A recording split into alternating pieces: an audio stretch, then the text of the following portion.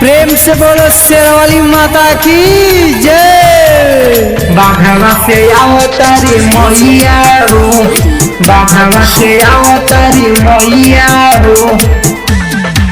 Valmiki recording studio Jalandhar Punjab. बाघवा से अवतारी मैया हो।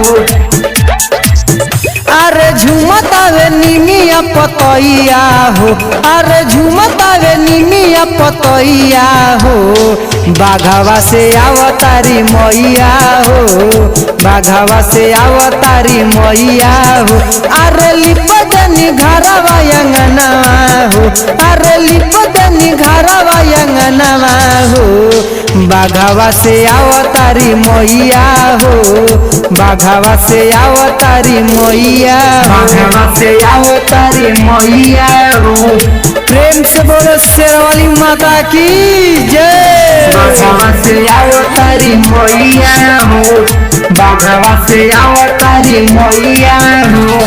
आवेली जब जब मैया जी गावे लागे लगौआ सुहावन।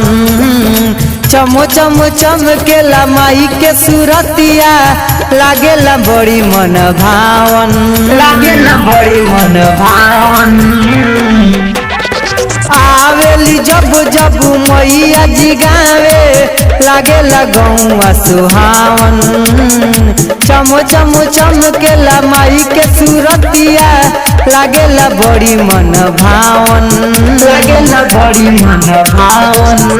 अरे आवते ही बड़ा भम पैया हो, आवते ही बड़ा भम पैया हो।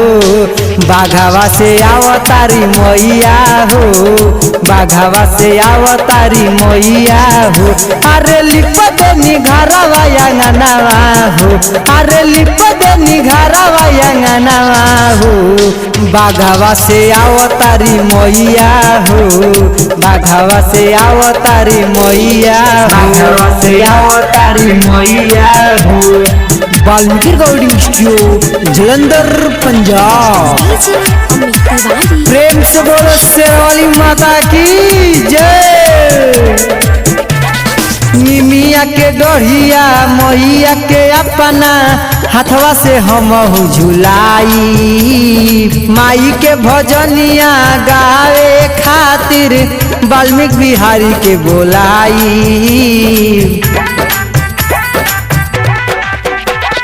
निमिया के डोढ़िया मैया के अपना हाथवा से हम झुलाई।